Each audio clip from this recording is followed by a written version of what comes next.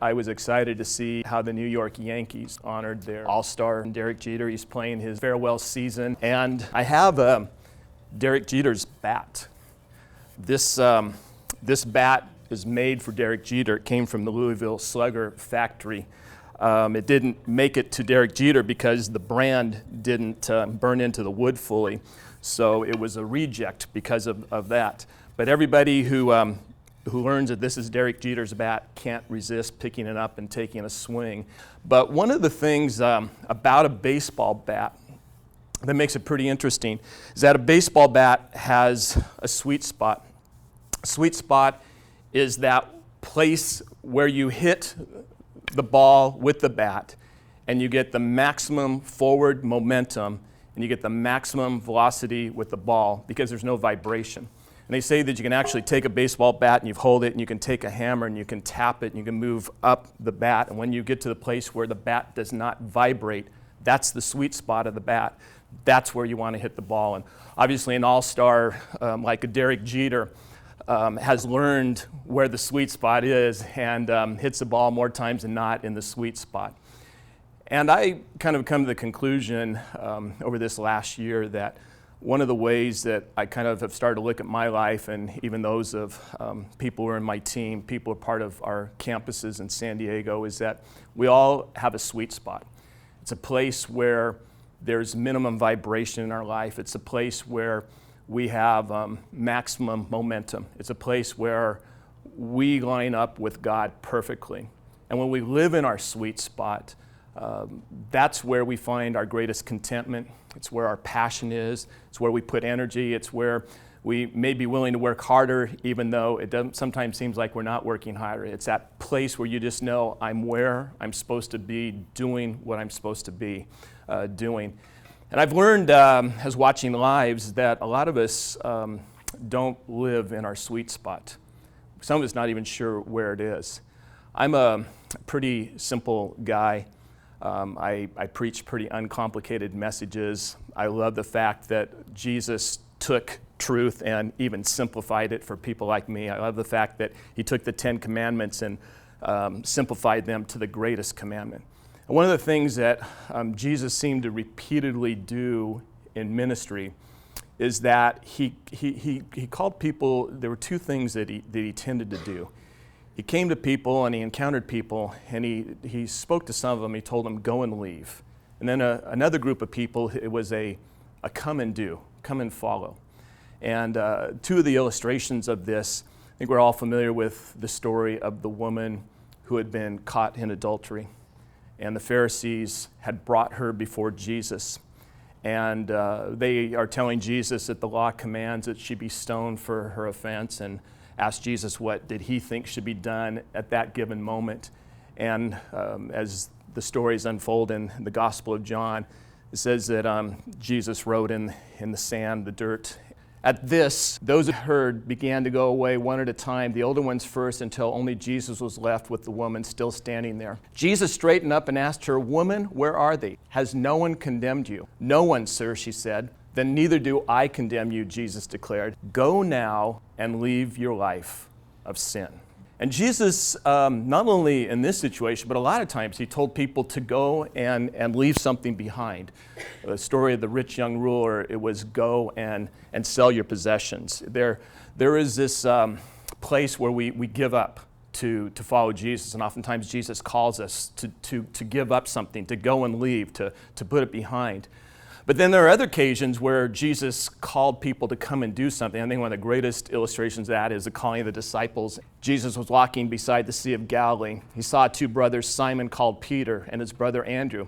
They were casting a net into the lake, for they were fishermen. "Come, follow me," Jesus said, "and I will make you fishers of men." At once they left their nets and followed him. It was this irresistible opportunity that though they had a career, though they had probably, for them, a relatively comfortable lifestyle, they had boats, they had homes, they had places that they were comfortable with, that on a moment's notice, because Jesus had invited them to come and do something greater, something that was going to tie into their calling and lead them into their passion, that they were willing to leave all of that behind and to go and to be with Jesus.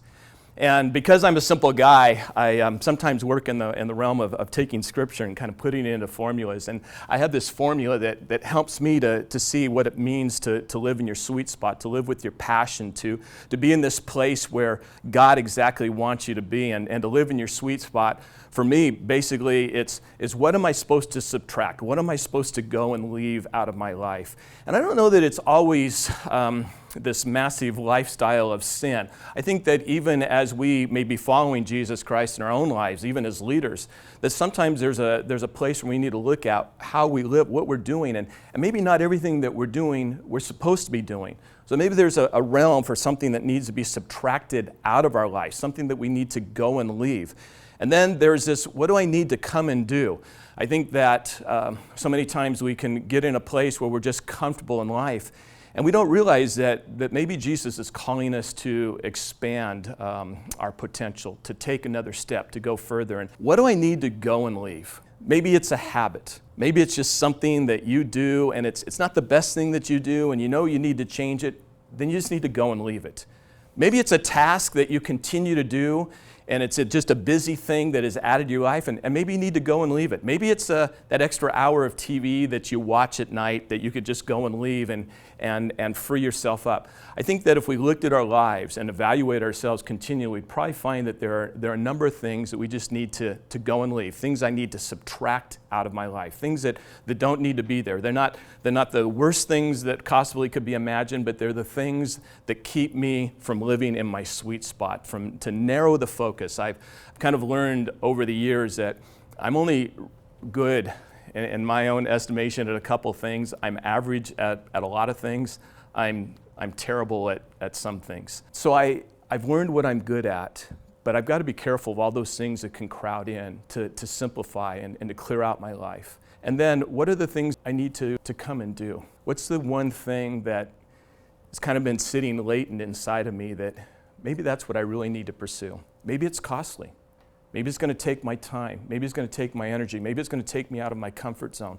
What's the one thing that I really would love to do? What's my passion? What's my heart? How can that happen? What's the thing that I keep coming back to, the thing that Jesus keeps putting into my heart and my mind? What's that thing that I need to do? What's that thing that I need to pursue? What's that thing that I keep saying I'm going to get to someday? What is that thing?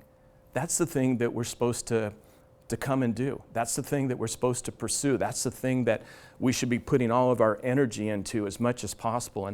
And living in your sweet spot is not about a job. It's not even about a career. It's about your life matching up with exactly how God made you to be and exactly who God wants you to be. Probably about 4 or 5 years ago, I started praying about this whole thing with sex trafficking.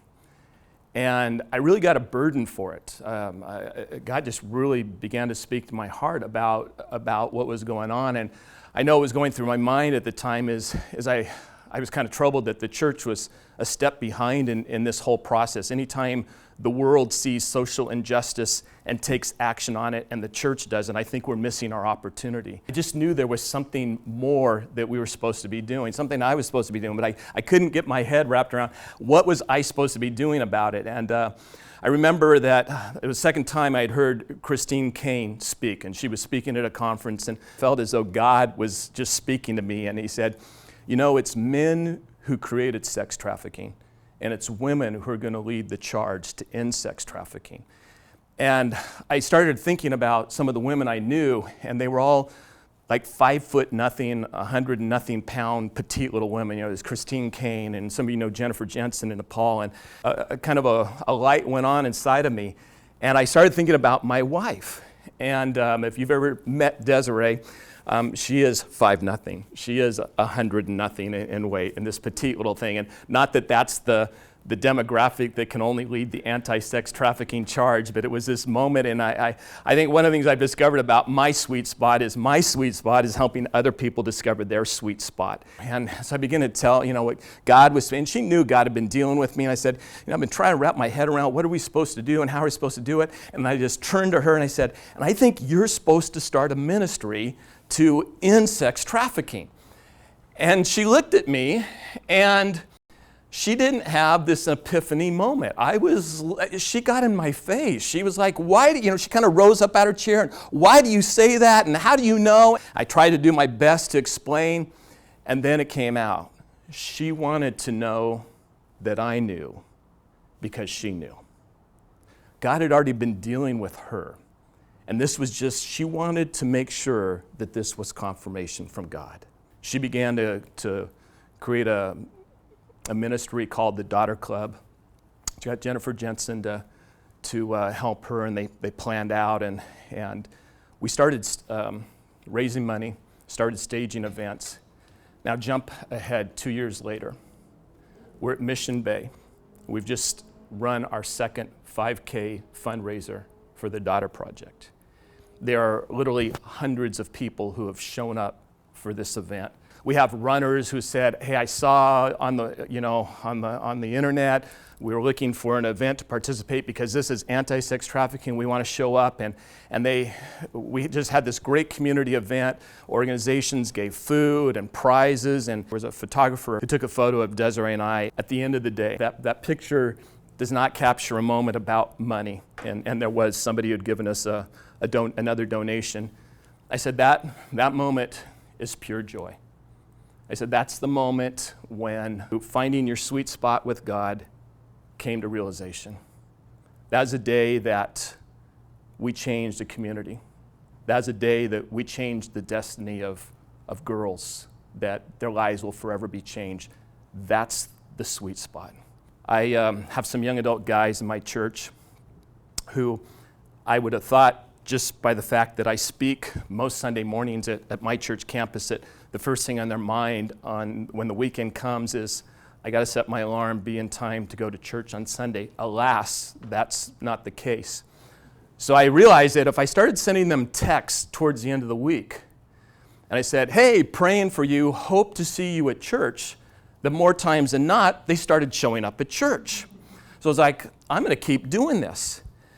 But then as I began to think through this past summer a little bit about what it means to live in the sweet spot, and I began to talk to these guys, and I said, "Hey, I'd love to just gather you guys together," and each one of them agreed, said, "We will meet with you, Frank. We'd love to have you just mentor us and talk to us about living in our sweet spot." So now what I do is I send them a text. I say, "I'm praying for you. Live in your sweet spot." And that has the same impact in their lives. It's reminding them we have a sweet spot to live in. And I just want to encourage each of us, maybe there's something we need to subtract out. Maybe there's something we need to go and leave. And maybe there's something we need to add, a come and do.